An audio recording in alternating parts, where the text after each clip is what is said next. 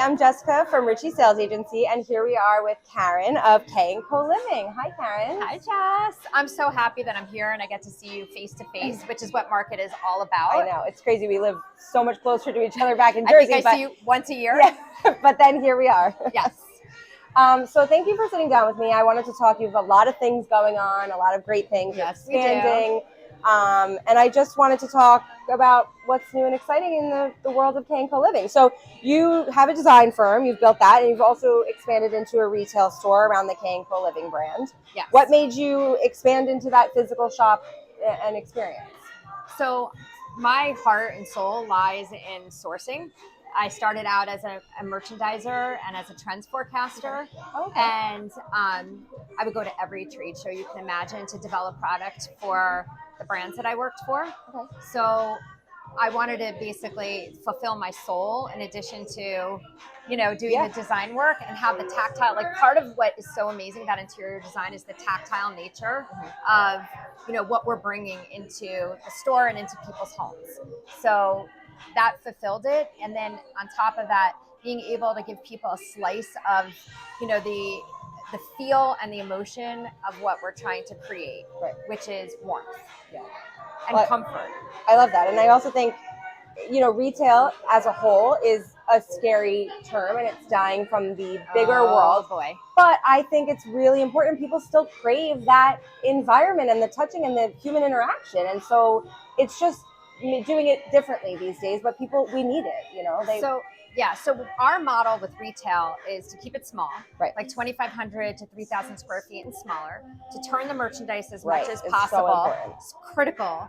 And to create a concept or a point of view, which speaks to my brand. So I started in design first, and a lot of designers aren't sure if they should, sink into like a signature style. Right. We kind of fell into that, and started to become pretty known for a lot of our coastal homes, which we don't like to call. We're calling it everyday resort living because it's beyond that.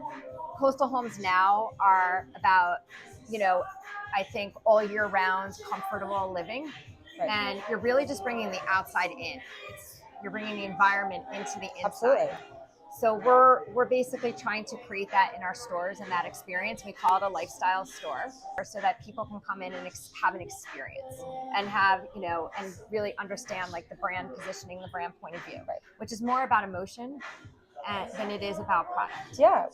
And I think you're hitting the nail on the head in terms of a new way of shopping and looking at the retail environment differently. How much do you get clients? I mean, I know the K+Co Living brands. I know it has a style. So how much do you get clients that walk in and then become a design client, or do your design clients, come to the store to see things and start the process? Like, talk a little bit about it. We do. We get a lot of clients come in and they understand the feeling that we're trying to create. And, as a person, I think my energy and how I interact with people, also I'm present in my stores. I'm approachable and, they feel that connection, and I want to feel that connection to my customer. And so, yes, we are converting walk-ins into design clients. Sometimes they're not the right fit because our design clients tend to have larger scale projects, but they're able to get a little slice of it in the store, which is great. That is great. All right, so we talked a lot about the brands. So when curating products for the store, what are you looking for? What makes something feel worthy of being in the K+Co Living brand? So typically our products, when it comes to upholstery, it's very comfortable, but it has to have form. So it can't just be about we're not going to do a motion recliner in our store, clearly. Our fabrics and upholstery are usually very tactile. They're performance-based because it's for everyday living, and we call it everyday resort living. And then in terms of other types of products, I'm highly curated. So I'm cherry picking from every line that I see. I go to at least 8 to 10 trade shows a year, and I travel overseas 2 to 3 times a year. Wow. This year we went to the Philippines and we visited with manufacturers there to see how the artisanry of the product. Last year we went to Morocco. So we're constantly bringing in globally sourced one-of-a-kind finds into our location that gives it more character and soul. Yeah. And, then the lines that we're bringing in, especially lighting, like Hudson Valley Lighting Group, one of my favorites is it's really important in a retail environment because you can see the scale of the product. Right.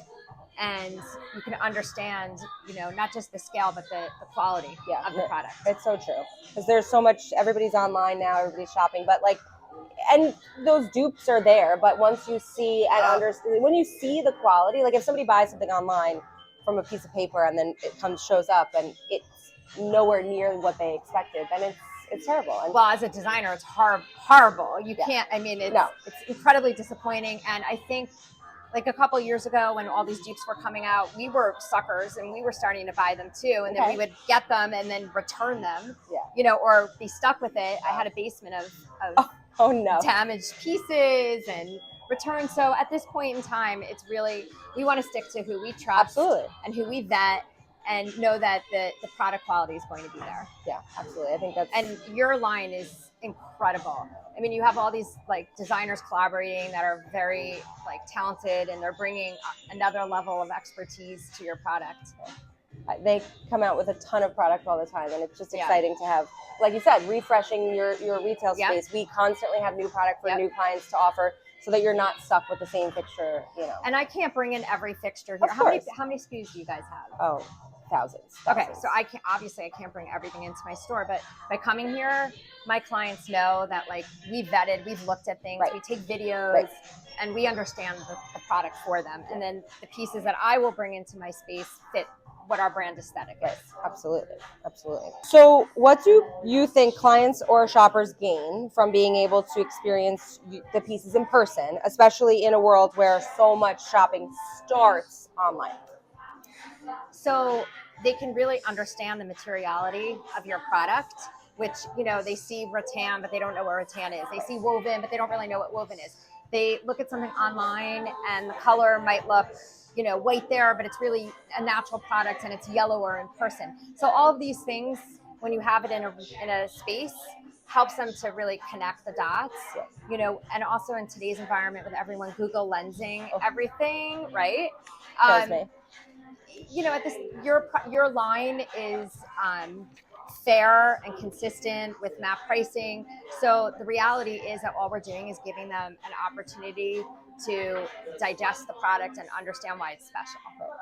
I think that's so... And also how it fits into the vignette of a space, which they can't see online. No, and they can't begin to fathom like why a 36 diameter chandelier feels different than a 36 white globe chandelier, right? Or white globe pendant. Like it's just a completely different and how much light output there is. Absolutely. I think that's a huge factor. And lighting, I find with my clients, is the hardest category. Literally the hardest category for them. They don't, even with a designer-led, project, they can't connect the dots. And even with me coming here and showing them videos, they have to look at it a million times online. So having the ability to see lighting in a space and as part of an environment is really helpful. Yeah. So what is one thing that you hope people always feel or walk away from when they enter or leave the K+Co Living retail space? So I want them to feel like, they need to basically be able to breathe, take a minute, feel a sense of calm, feel at home, that it's inviting, feel the warmth of what we're trying to create in our environment. We use a ton of natural materials and textures and layers, natural light. The industry right now is definitely trending towards darker tones and moodier tones. There's always a space for an environment that brings the outside in, and the outside in many instances is not always about color drenching and depth. Sometimes it's about light and a feeling of just optimism. I love that. So how long you've been in design for? How many years? Oh my God, I've been in design now for 18 years. Wow. Congratulations. That's insane. I actually, it's a second career, kind of. Okay. And you know, I've just been slowly building this business. It's not overnight. It's No, a lot it's of hard work. It is. If you were to talk to Karen starting the business 18 years ago, what would you tell her? Something that you've learned over years that you wish that she would have known early on. Baby steps. Okay. I think that was one of the first things I said to myself was baby steps, being present in the industry, really important. I'm extremely connected to the industry and to my reps, who I feel like they say it takes a village to raise a family and it takes your reps to build a business. My resources are critical to me. We have an amazing library. It's 1,200 square feet. Wow. I've been building this library for the last 15 years. Right. So that's my baby. Yeah. And, you know, I'm proud of it. Well, I'm sure 8 to 10 trade shows a year. That's a lot of vendors and opportunity, and you're keeping yourself busy. You have clients, you have a retail space. So what's next? What's Karen's next big venture? What's on your your vision board? Oh boy, my vision board. I would love to develop our retail stores into, you know, a brand. Okay. If we can, we'll see if that happens. Baby steps. Somebody once really wise told me that. Right. Well, we're on store number 3, so we'll see. That's exciting. And then a boutique hotel would be amazing. Okay. Hello, I'm manifesting that. That's put from it my out. design side. Put it out there. And what else? Developing a line. Still haven't done that. So those 3 things I would love to check off.